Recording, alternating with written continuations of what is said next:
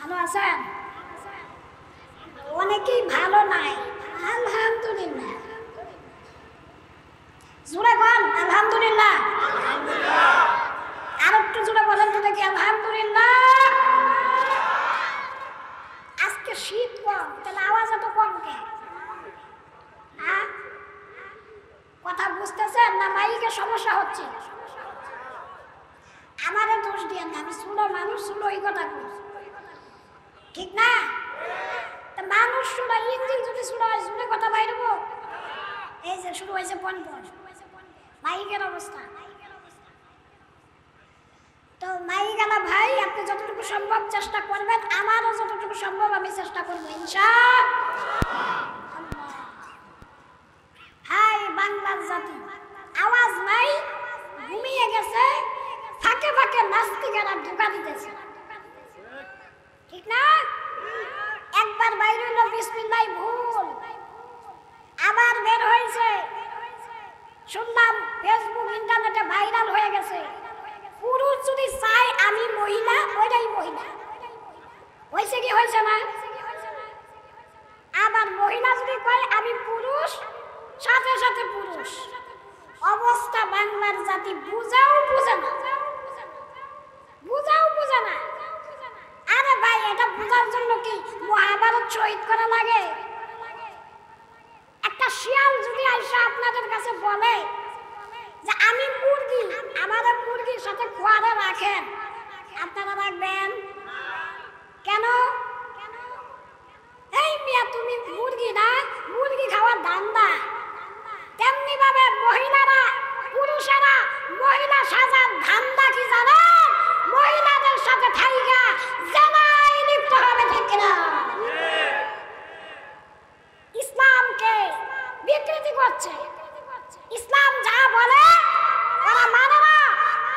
আল্লাহ ইসলাম দিয়েছে মানুষকে মানুষ হওয়ার জন্য, ঠিক না?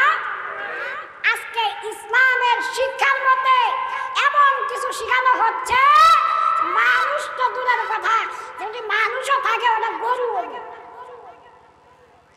গরু হবে না? গরু জেনার করতে গেলে কোনো পারমিশন লাগে? মেয়েগুলা যদি একসাথে থাকে, এটা জেনা করতে কোনো পারমিশন লাগবে?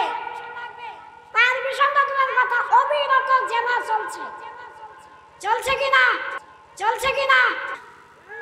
আগেই কইলাম ঘুমন্ত জায়গা এই অবস্থা, তাও কথা কয় না। আমি তো কথা বলতে পারবো না, উত্তর দিতে হবে। উত্তর না দিলে কি বুঝবেন?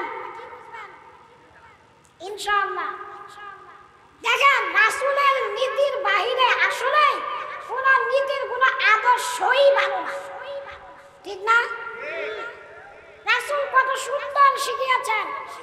পুরুষের পোশাক একটা, মহিলাদের পোশাক একটা, পুরুষের চলাফেরা একটা, মহিলাদের চলাফেরা আরেকটা। চাকরি জীবন একরকম, ব্যবসা জীবন একরকম, শিক্ষা জীবন আরেক রকম, খেদমতে থাকলে আরেক রকম। এটা রাসূলের ভাগ ভাগ শিখানো। তবে আপনি চাকরি করেন, ব্যবসা করেন, যাই করেন, রাসূলের সুন্নতের উপরে থাকলে, কুরআন সুন্নাহ মোতাবেক থাকলে আপনি সবল। আজকে স্কুল, কলেজ, ভার্সিটিতে এগুলো পড়ানো হচ্ছে, আর আমি কপাল পোড়া মুসলমান আমার সন্তানকে পাঠিয়ে দিতেছে এগুলো শেখার জন্য। এগুলো বয়কট করতে হবে বাংলার জমিন থেকে। এই সমস্ত নাস্তিক বাংলার জমিনে হতে দেওয়া যাবে না, বলো ঠিক কিনা? নাস্তিকতা নিপাত যাক, দ্বীন ইসলাম জিন্দাবাদ। নাস্তিকতা নিপাত যাক, দ্বীন ইসলাম জিন্দাবাদ। প্রতি পানে একই আওয়াজ, খোদার তৌহিদ ছাড় পাবে না এই বাংলায়, তাই হবে না মুসলমানরা জেগেছে, ঠিক না? জোর কদমে সামনে চলো।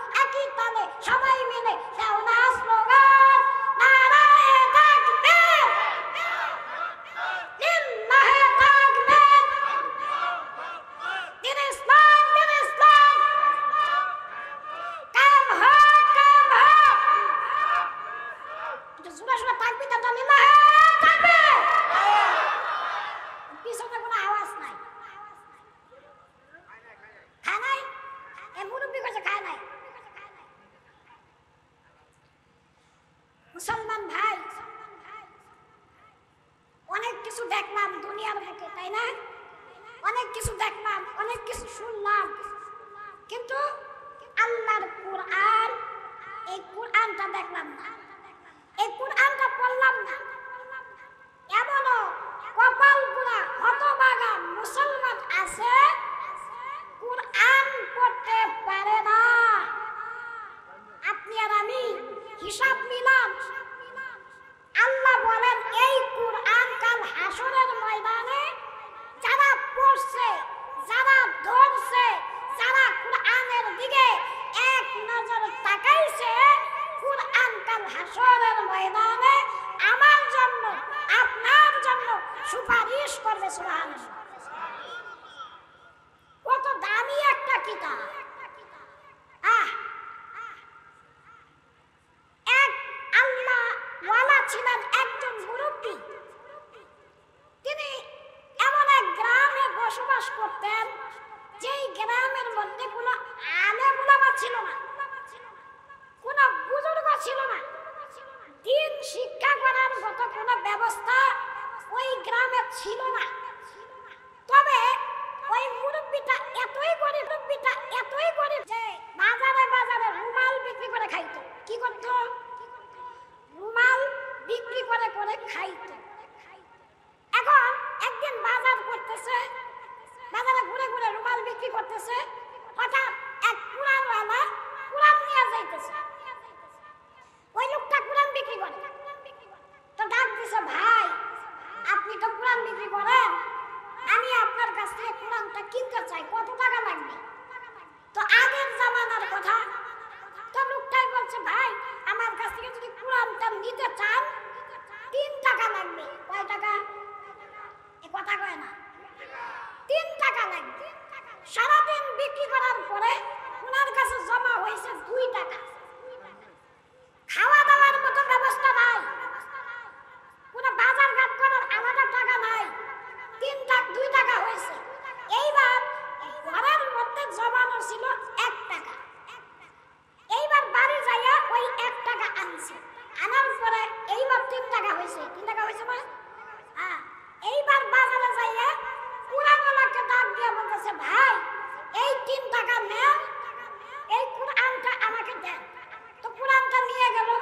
নিয়ে যাওয়ার পরে ঘরের মধ্যে ওই তক্তা দিয়ে যে টাঙ্গাইয়া রাখে না, ছিলেন কি, ওইভাবে টাঙ্গাইয়া ওইখানে রাইখা দিছে। এইবার রাইখা দিয়ে কি করে, মুরগি তো কোরআন পড়তে পারে না, রাইখা দিয়া প্রতিদিন সকালবেলা যখন গামছা বিক্রি করার জন্য বেরিয়ে যায়, ওই কোরআনটা হাতে নিয়ে মুছে আর বলে, এটা আমার আল্লাহর কালাম, এগুলো হলো আমার আল্লাহর কথা। সুবহানাল্লাহ। এই কথাটা বলে, এই 2টা শব্দ বলার পরে বাজারে যায়, গামছা বিক্রি করে। সন্ধ্যাবেলা যখন বাড়ি ফিরে, তখন আবার কোরআনটা নামাইয়া ওই কোরআন মুছে আর বলে, এটা আমার আল্লাহর কালাম, এটা আমার আল্লাহর কথা। এইভাবে দীর্ঘদিন চলতেছে। হঠাৎ করে ওই লোকটা একদিন মারা যায়, ইন্তেকাল করে। ঠিক আছে, ওই লোকটা ইন্তেকাল করে, করার পরে এরপরে কিছু এলাকার মুরব্বীরা, এলাকার মানুষ আইসা দাফন করুন লাগবো না, মুসলমান মারা গেছে। এখন আইসা এরা পরে বলতেছে যে আমরা তো জানাজাই পড়াইতে পারি না, কবর খনন করতে পারি না, এরপরে কবরে কোন সুন্নতি নিয়মে রাখতে হয় সেটাই তো জানি না, কেন দাফন করবো কেন? এইবার পরামর্শ করতেছে যে কে পারে, একজন না পারলে তো আরেকজন পারবে, কিন্তু কপাল পোড়া দুঃখ লাগে এই জায়গায় কেউ পারত না। এইবার রাস্তার পারে নিয়ে দাঁড়ায় রয়েছে, রাস্তা দিয়ে যদি কোনো আল্লাহ ওনা যায়, কোনো আলেম যায়, তাহলে তাকে দিয়ে জানাজা পড়াবো এবং দাফন করবো। এইবার যেই কথা সেই কাজ, রাস্তার পারে দাঁড়ায় রয়েছে, মানুষ নাই, কোনো মানুষ আসে না। হঠাৎ দূর থেকে একজন ঘোড়া নিয়ে, মাথায় টুপি নিয়ে আসতেছে। তো লোকগুলা ওই টুপিওয়ালা দেখে মনে একটা সাহস জায়গা গেছে, পাইছি একজন, এরকম সাহস জায়গা না মাঝে মাঝে।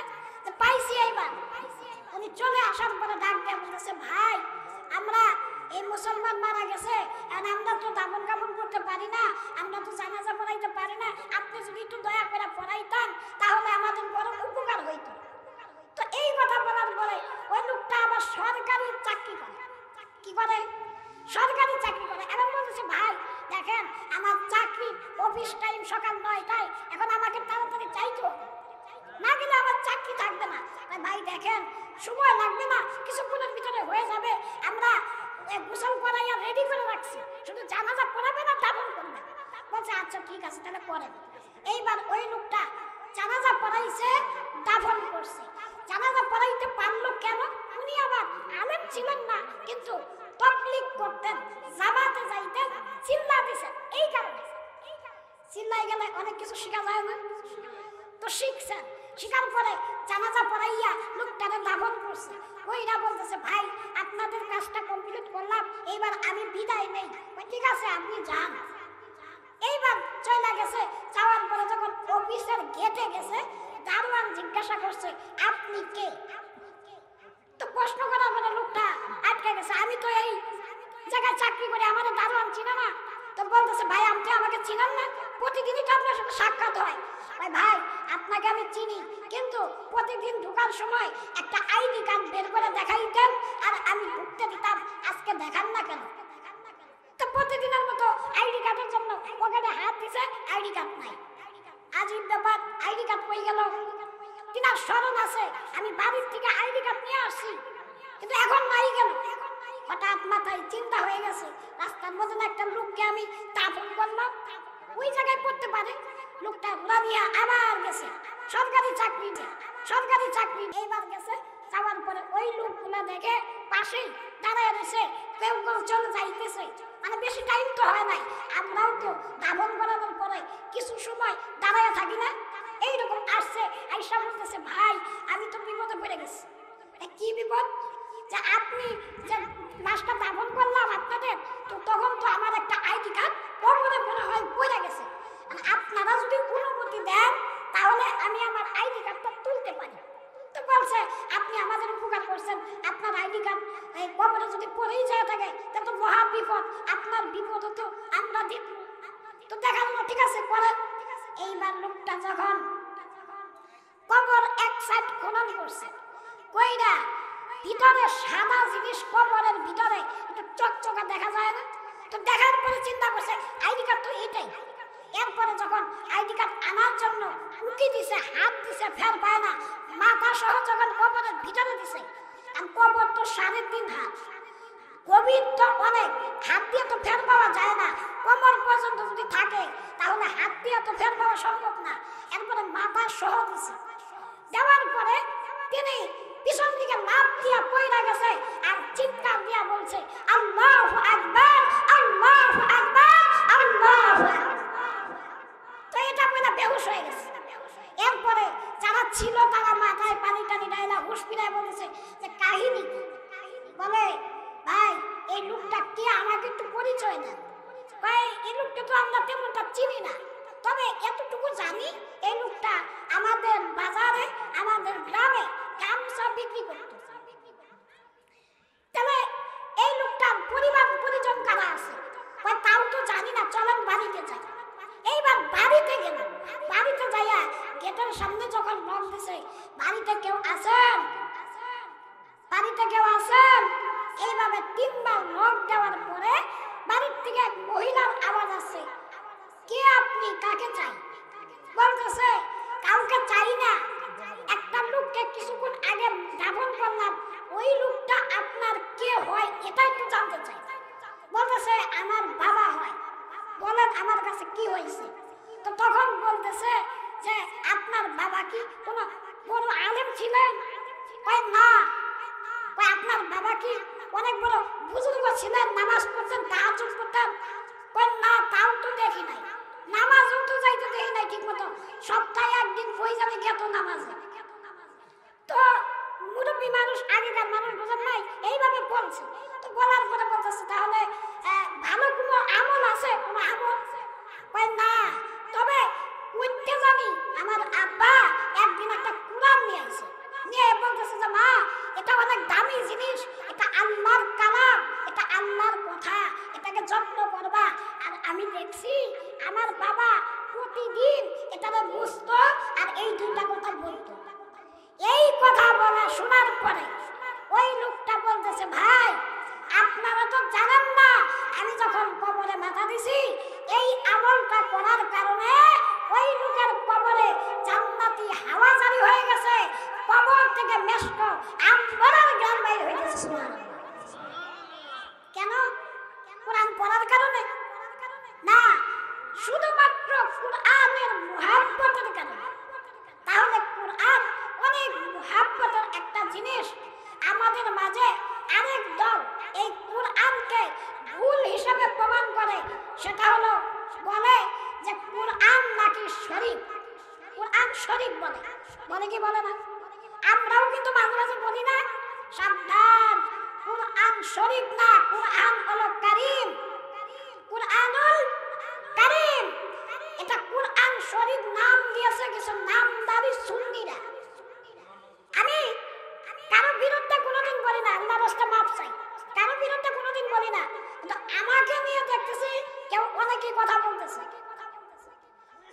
বিশেষ করে সুন্নিরা। আমি একটা ভুল প্রমাণ দিলাম, কোরআন শরীফ হবে না, কোরআনুল কারীম হবে। কেন কোরআন শরীফ বলে? মাজার শরীফ আছে ওদের, ওদের মাজার শরীফ আছে। তারাইয়া সালাম না দিলে নবীর বেয়াদবি হয়, কোরআনুল শরীফ বললে কোরআনের বেয়াদবি হয়, ঠিক কি না? কোরআনের সাথে বেয়াদবি করে। আর এমন একটা বিষয় নিয়ে আহলে হকদের সাথে মারামারি করে, গালাগালি করে, এমন খারাপ ভাষায় গালি দেয়, এটা আমি উচ্চারণ করতেও এখন পারতেছি না, এত খারাপ। এগুলোর থেকে আমাকে আপনাকে আল্লাহ হেফাজত করুন, সকলে বলে আমিন। তাহলে কোরআনুল কারীম পড়ব, মানব ইনশাআল্লাহ। মুসলমান, কোরআনে কি নামাজের কথা নাই? হ্যাঁ, মিথ্যা কথা বলা যাবে না, এটা কি নাই? আছে। মাথায় টুপি দিতে হবে, এটা কি নাই? আছে। আরেক বেডির লগে কথা বল লাগবো, এটা নিষেধ, আছে না নাই? হ্যাঁ, বর্তমানে পরকীয়া চলতেছে বেশি, ঠিক কি না? বেশিরভাগ মানুষ পরকীয়ার মধ্যে লিপ্ত, জেনা। আর রাসূল বলেন যারা জেনা করে আল্লাহ তাদের জন্য কঠিন আযাবের ব্যবস্থা করেছে, ঠিক কি না? তাহলে এগুলোর থেকে আমাদের ফিরে আসতে হবে। এই যে আজকে তাফসীরুল মাহফিল, এই মাহফিলটা যুব সমাজের উদ্যোগে। তো আজকের যুবকেরা ভালো না খারাপ? ভালো। কেন? আপনাদেরকে কোরআন থেকে আলোচনা শোনার একটা ব্যবস্থা তারা করে দিয়েছে, ঠিক কি না? আমি ধন্যবাদ জানাই, আমি আজকের এই যুব সমাজের যুবকদেরকে সেলুট জানাই যে ভাইরা তোমরা ভালো একটা উদ্যোগ নিয়েছো। আমি মন থেকে দোয়া করি আল্লাহ তাআলা যেন মৃত্যুর আগ পর্যন্ত এই কাজের সাথে লেগে থাকার তৌফিক দান করে, সকলে বলে আমিন। আপনারা এর সাথে থাকবেন তো ইনশাআল্লাহ? ইনশাআল্লাহ। আমরা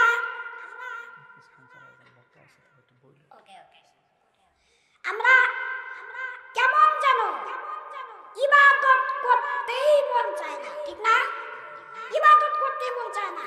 আমি আপনাদের মাঝে যে সূরাটা তেলাওয়াত করছি, সূরার একটা আয়াত, ৪র্থ নম্বর আয়াত, সূরা ৩ থেকে আল্লাহ ৪টা কসম কাইটা পরে বলছে মানুষকে আমি আল্লাহ সুন্দর আকৃতি দিয়া পৃথিবীর বুকে পাঠিয়েছি। সুবহানাল্লাহ। বাড়িতে সুবহানাল্লাহ। এই সুবহানাল্লাহটা কি নিয়ে আইতে খুব ওজন লাগতো? তুই আইছেন কা? তুই আর নাই কেন? আপনিও তো বললেন না, আমি শুনি নাই। জোরে জোরে বলা লাগবে, আপনারা বললে আমিও মজা পাবো, ভিতর থেকে কথা বাইর হবো। আপনারাও চুপ, আমিও থাকবো চুপ। কথা কয় না, দাঁড়াই গেছেন কে? বসে যাবেন, বসেন। আল্লাহু আকবার। ইতিমধ্যে আমাদের প্রধান মেহমান চলে আসছে, আমি কয়েকটা আমলের কথা বলেই ইনশাআল্লাহ শেষ করে দিব। আমাকে অনেক বড় কিছু ভাইবেন না, আমি ছাত্র মানুষ, দোয়া দেওয়ার জন্য আসছি। তো ৪টা কসম কাইটা আল্লাহ মানুষকে সুন্দর বানাইছে, এই কথা বলছে। কেন? কারণ এটা অনেক গুরুত্বপূর্ণ একটা জিনিস। আল্লাহ মানুষকে কেমন বানাইছে, আল্লাহ মানুষকে কেমন, তুমি আল্লাহর সাজদা দাও না, ওই মালিক তোমাকে কত রহমত করছে দাও। একটু খেয়াল করেন, মাথার থেকে নিয়ে পা পর্যন্ত একটা পশম যদি উঠে যায়, ওইটা আমি আর আপনি লাগানোর মতো ক্ষমতা রাখি?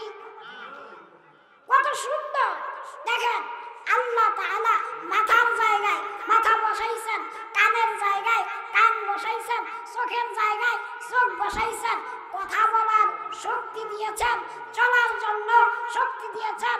আরে মুসলমান, বাংলার জমিনে না, শুধু সারা বিশ্বের মধ্যে অনেক বিজ্ঞানী দেখেছি, এইরকম বিজ্ঞান দেখি নাই। পায়ের একেবারে শেষ অংশে আঙ্গুলের মাথায় যদি একটা কাটার ঘাওয়া লাগে, তারপরে আমি বুঝতে পারি কি পারি না? আর মানুষ বুঝতে পারে, সেটা হলো তার ব্রেনের মধ্যে। তার মানে বোঝা গেল পায়ের আঙ্গুলের সাথে ব্রেনের একটা সম্পর্ক আছে, ঠিক না? এই সম্পর্ক কে করছে? বাংলাদেশে কোনো বড় ডাক্তার, সারা বিশ্বের বড় ইঞ্জিনিয়ার। মুসলমান, এই চোখ দিয়ে দেখতেছি, চোখের দেখার যে একটা শক্তি, এই শক্তিটা আল্লাহ তাআলা 4 লক্ষ রোগ দিয়া এই শক্তিটা বানাইছে, পাঠাইতেছে। দেখার ক্ষমতা 4 লক্ষ রোগ।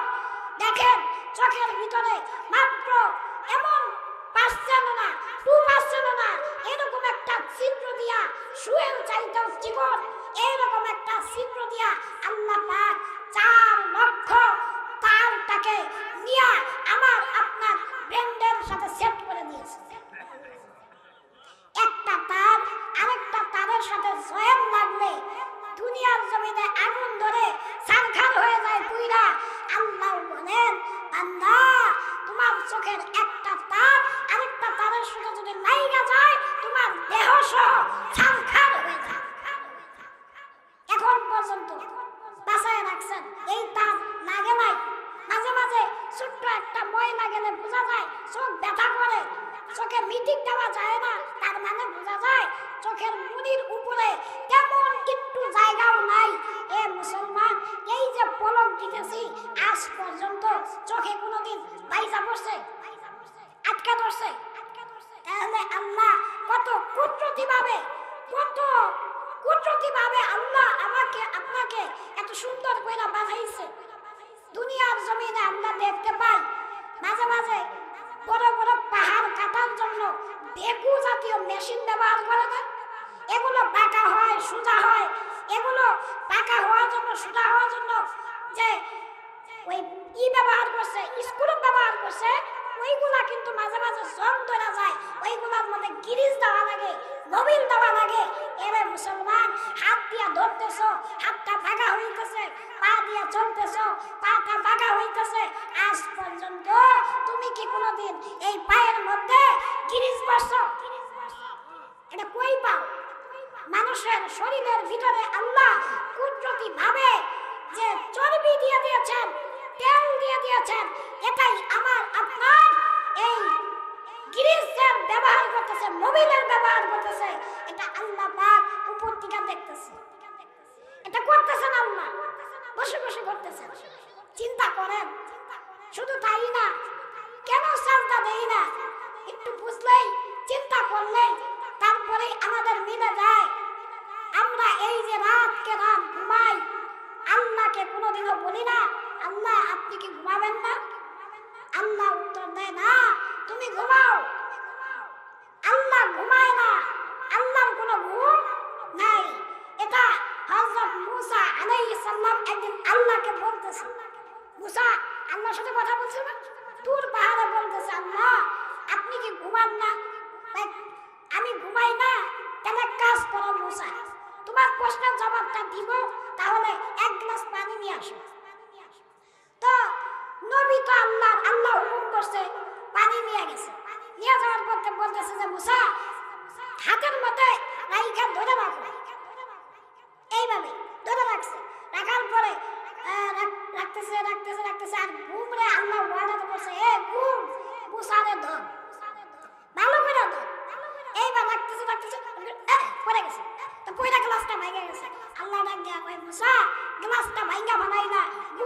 আসো নাই, সাধারণ একটু ধাক্কা দিছ। আর আমি আল্লাহ কতগুলো পৃথিবী সামলাই, তারকা সামলাই, মহা বিশ্বটা সামলাই। আমি আল্লাহ যদি ঘুমাই, এক তারার সাথে আরেক তারা ধাক্কা লেগে এইভাবে আস্তে আস্তে তামাম পৃথিবীটাই, তামাম বিশ্বটা এক সময় ধ্বংস হয়ে যাবে। আল্লাহ ডাকতেছে।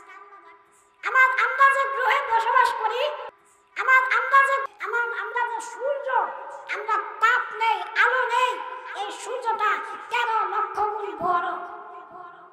তাহলে আমরা যে দেখি সাধারণ একটা থালার মতো, এটা কেমনে দেখি মাথায় ধরে না। এটা এতটাই দূরে, যার কারণে আমাদের কাছে মনে হয় সূর্যটা থালার মতো। সূর্যটা আমি আর আপনি একদিন দেখব, সেদিন হইল হাসরের ময়দান। একেবারে সরাসরি মাথার উপরে থাকবে। অনেকেই মনে করে সূর্য অনেকটি, এইরকম অনেকে প্রশ্ন করে। না, সূর্য একটি। সারা বিশ্বে ঘুরে ঘুরে প্রত্যেকটা পৃথিবীতে তারকার ভিতরে এই সূর্যটা আলো দেয়, ঠিক না? এই সূর্যটা আলো দেয়, আস্তে আস্তে একদিক থেকে আরেক দিকে চলে যায়। আমরা মনে করি পৃথিবীটা ঘুরে, বিজ্ঞানও বলে পৃথিবী ঘুরে, কিন্তু কোরআন বলে না, সূর্যটা পৃথিবীর চতুর্দিকে ঘুরে। কোরআন বলতেছে সূর্য ঘুরে, আসরের টাইমে হেলে যায়, পরের দিন আবার ফজরের পরে আবার উঠতেছে। প্রতিদিন এইভাবে নামতেছে, উঠতেছে, নামতেছে, উঠতেছে। আরে মুসলমান, সময় চলে যায়, অথচ তোমার নামাজের টাইম হয় না, ঠিক না? অনেকে যুবকদেরকে বললে, হুজুর বিয়ে করে নাই, পরে আবার আরেকজনে জিগাইলে, ভাই নামাজ পড়েন, বয়স তো অনেক হয়েছে। কি করবি, দাড়ি জ্বালায় নাই, দাড়ি পাকে কে বলে মেয়ে মেট্রিক পরীক্ষা দিল, বিয়ে শাদী দিব, এরপরে ইনশাআল্লাহ রাখবো, এরপরে ইনশাআল্লাহ। আমি বলবো, এই যে শ্বাসটা তুমি নিলা, তুমি যে বের করতে পারবা, এই গ্যারান্টিটা আমাকে দাও, আমাকে দাও। মিনিটে শত শত শ্বাস আমি আর আপনি দিতেছি আর বের করতেছি, আমি আর আপনি দিতেছি আর বের করতেছি। আপনারা তো জানেন না, কোরআন বলেন এই শ্বাসটা যখন ভিতরে যায়, তখন আল্লাহর কাছে পারমিশন চায়। ও আল্লাহ, আমি কি বের হব? আল্লাহ বলে বের হও, এরপরে শ্বাসটা বের হয়। আবার শ্বাস বলে, আল্লাহ আমি কি ভিতরে যাব? এরপরে বলতেছে যাও। এইভাবে বের হয়, যায়, বের হয়, যায়। এইভাবে অনুমতি চায়, অনুমতি দেয়, অনুমতি চায়, অনুমতি দেয়। যখন আল্লাহ বলবে বাস আর দরকার নাই, তখন আমার আপনার মৃত্যু হয়ে যাবে। মালাকুল মউত আমার রূহটাকে দেহ থেকে বের করে ফেলবে।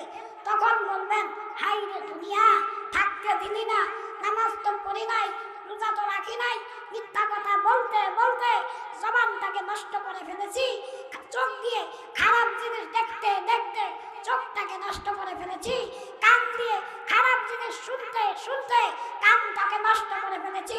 আমি কোনো মাহফিলে যাইতাম না, কিন্তু গানের ধুনের বাড়ি শুনলে বাড়িতে আমার ঘুম হইতো না।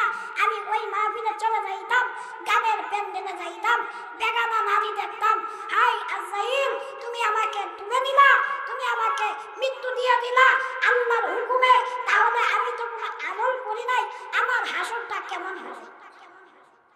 আফসোস, লাভ নাই, কোনো লাভ নাই। তখন মনে পড়ব, ওই যে মসজিদের ইমাম সাহেব আমাকে আপনাকে হাতে ধরে পায়ে ধরে অনেক বলছে, কিন্তু মানি নাই।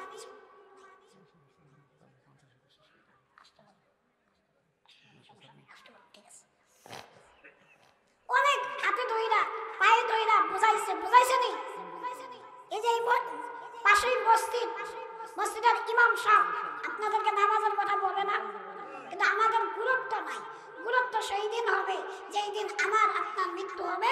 তখন মনে হবে, আরে মামুন ইমাম সাহেব আমাদেরকে কত বলতো, আসেন ভাই নামাজ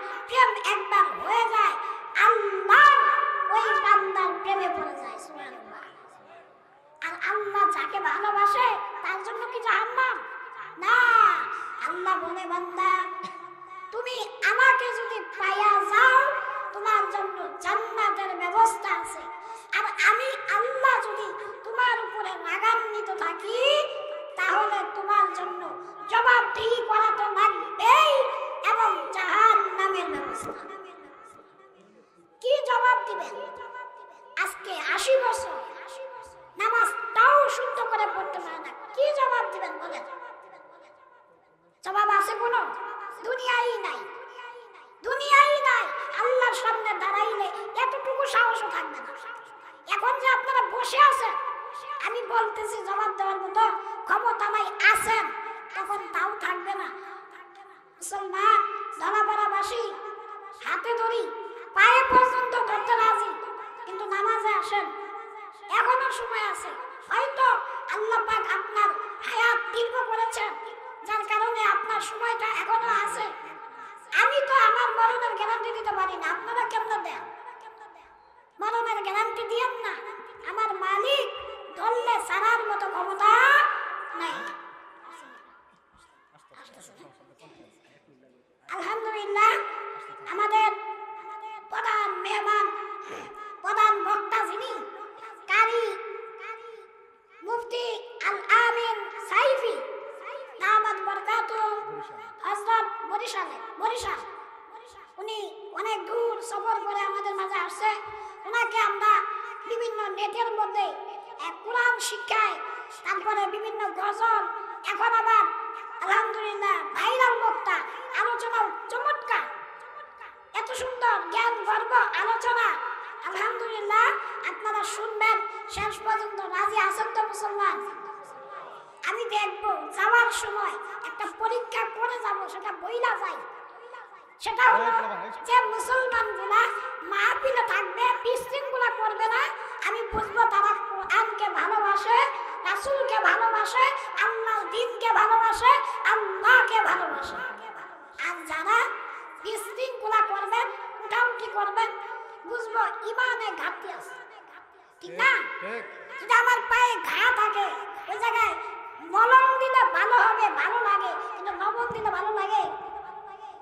এই নিগাই বলি, আমাকে দেখার জন্য আসার দরকার নাই, আমার কথাটা শুধু একটু মানবেন। আমি কি বানায় বানায় কিছু বলতেছি?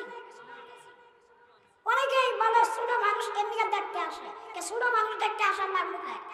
যদি হাতির মতো হইতাম তাহলে কি করতাম? কথা বুঝা ভাই? তখন কি করতাম? আল্লাহ বানাইছে,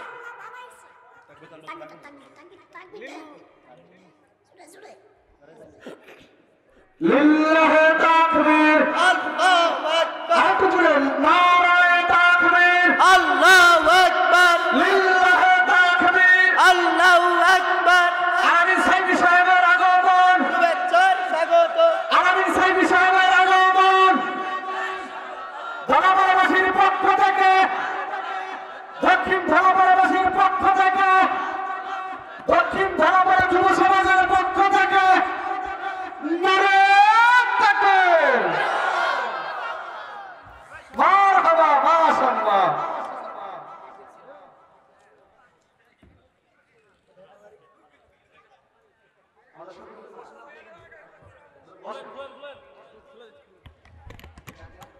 দাঁড়ান ওটা দিতেছি।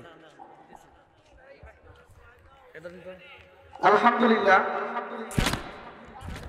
এই পর্যায়ে আপনাদের এলাকার সন্তান, আপনাদের এলাকার সন্তান মোহাম্মদ হাফিজুর রহমান আপনাদের সম্মুখে একটি ইসলামী সঙ্গীত পরিবেশন করবেন। দাঁড়ান